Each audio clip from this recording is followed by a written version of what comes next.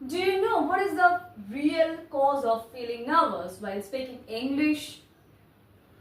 I know the cause. You know what? Come closer. Tenses. Yes, my darling, you heard right. It's tenses. আমরা এখনো maximum লোকজন জানি না যে কোন জায়গায় কোন টেন্সটা আমাদেরকে প্রপার ভাবে ব্যবহার করতে পারে। হয়তো আমরা টেন্সের ব্যবহার জানি, কিন্তু যখন আমরা কথা বলছি একটু ভুলভাল করে ফেলি। তো সেইটার সমাধান স্বরূপ আজকের ভিডিওটা তোমাদের জন্য। Welcome back to my channel Pratik e-learning school, where learning is a beautiful journey. If you want to be a part of this beautiful journey, then subscribe my channel and press the bell icon. So let's start today's class.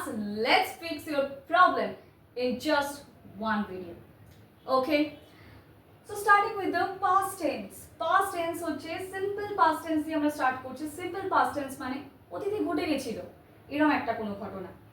simple past এর ক্ষেত্রে আমরা কি করি? Subject plus verb plus object. এবার তোমরা বলতেই পারো আমায় যে ম্যাম ভার্বটা কোন ফর্ম ব্যবহার হবে? অবভিয়াসলি এখানে আমরা V2 অর্থাৎ ভার্বের পাস্ট ফর্মে ব্যবহার করব। বোঝা গেল? নেক্সট হচ্ছে subject plus was or were plus verb plus ING plus rest of the sentence বা অবজেক্ট।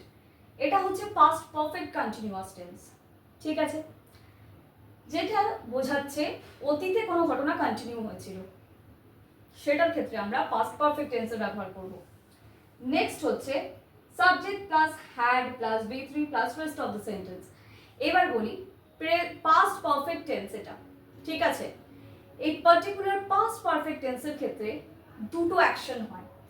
পাস্ট পারফেক্ট টেন্সে ফার্স্ট অ্যাকশনের ক্ষেত্রে আমরা এই ফর্মুলাটা ব্যবহার করে থাকি, আর রেস্ট অফ দ্য সেন্টেন্স এখানে সেকেন্ড অ্যাকশনটা থাকবে, অর্থাৎ যেটা রেজাল্ট অ্যাকশন হিসেবে থাকবে, সেই অ্যাকশনটার ক্ষেত্রে আমরা নর্মাল বা সিম্পল পাস্ট টেন্সের ব্যবহার করব। আমি সব এক্সাম্পল দিয়ে দেবো, so don't need to worry. Next হচ্ছে subject plus had been plus verb with ING. এটাও তোমরা খুব বুঝতেই পারছো যে এটাতেও কন্টিনিউয়াসের ব্যাপার আছে। অতীতে কোনো ঘটনা একটা সাডেন পয়েন্ট অফ টাইম থেকে স্টার্ট হয়েছে এবং অতীতেই সেই ঘটনাটা শেষ হয়েছে উইথ দ্য রেজাল্ট। অর্থাৎ ধরো একটা ঘটনা অতীতে শুরু হয়েছিল এবং তার রেজাল্ট স্বরূপ আরেকটা অ্যাকশন রয়েছে। এই ক্ষেত্রেও দুটো অ্যাকশন থাকবে। আমি এটারও তোমাদেরকে একটা এক্সাম্পল দিয়ে দেব, তোমরা তাহলে বুঝতে পারবে। এবং এইখানেও আমরা ফার্স্ট অ্যাকশনটার ক্ষেত্রে এইটা ব্যবহার করব, এই স্ট্রাকচারটা, অ্যান্ড সেকেন্ড অ্যাকশনটার ক্ষেত্রে সিম্পল পাস্ট টেন্স ব্যবহার করব। বোঝা গেল?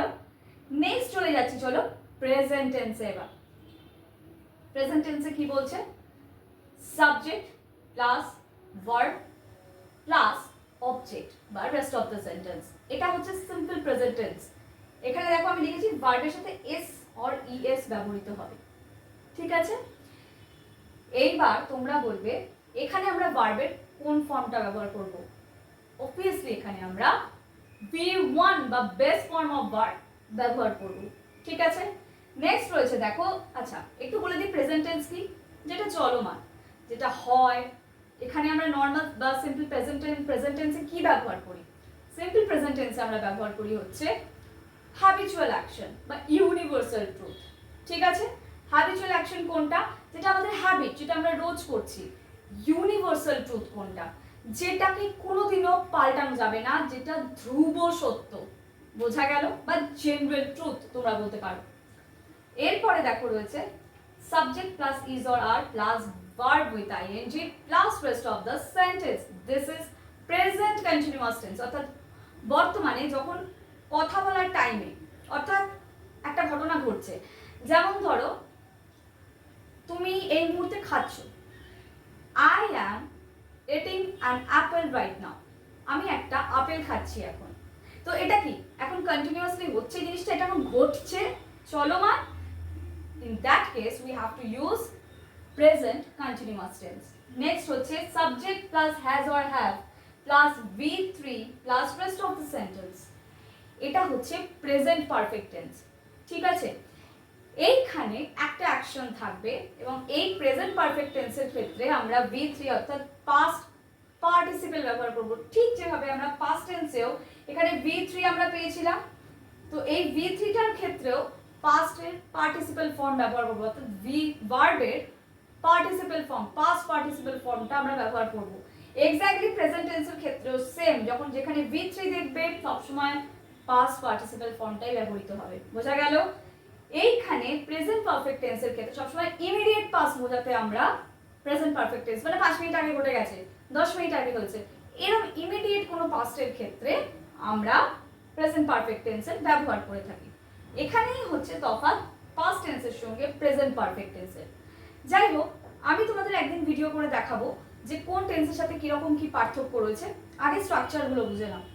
যদি সেইরকম ভিডিও চাও অবশ্যই আমায় কমেন্ট সেকশনে জানাও, আমি সেরকম একটা ভিডিও তোমাদের জন্য প্রোভাইড করে দেবো। নেক্সট হচ্ছে subject plus has or have plus been plus V ING অর্থাৎ V4 আইএনজি ফর্ম ভার্বের plus rest of the sentence. এটা হচ্ছে প্রেজেন্ট পারফেক্ট কন্টিনিউয়াস টেন্স। এটাতে আমরা কি করে থাকি?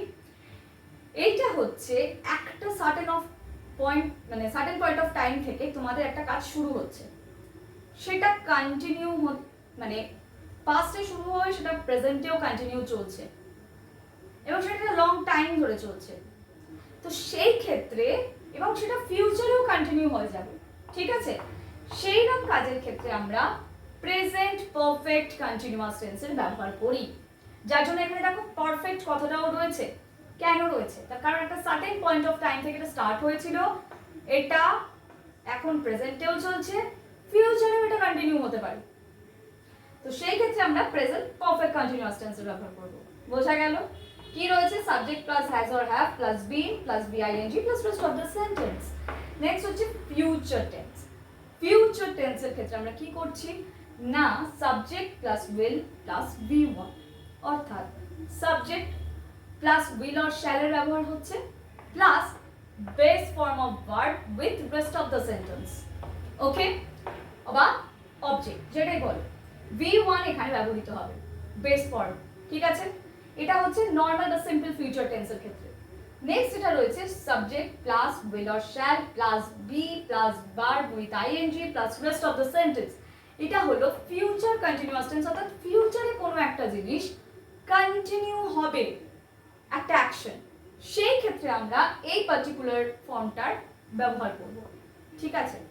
নেক্সট হচ্ছে ফিউচার পারফেক্ট টেন্স।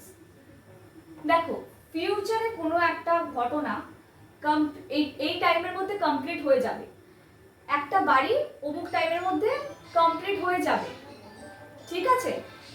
সেই ক্ষেত্রে আমরা subject plus will plus have plus V3 plus rest of the sentence আমরা করব।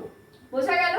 কিরকম? দেখো, একটা কাজ শুরু হচ্ছে, সেটা লাইক কি বলবো, সেটা আমাদের অমুক টাইমে মানে ধরো ফিউচারে কোনো একটা টাইমে গিয়ে কমপ্লিট হয়ে যাবে। In that case we have to use future perfect tense. এই ছিল আজকে টেন্সের ভিডিও। এইবার তোমাদের জন্য কিছু এক্সাম্পলস আই উইল প্রোভাইড। পুরো ভিডিওটা প্রথম থেকে শেষ অবধি দেখো যাতে পুরো বেনিফিটটা পেতে পারো, ঠিক আছে? তো আজকের মতন এই পর্যন্তই, দেখা হচ্ছে আবার নেক্সট ভিডিওতে। ততক্ষণের জন্য ইংলিশ প্র্যাকটিস করতে থাকো এবং তোমরা প্লিজ এক্সাম্পলসগুলো চেক করে নাও।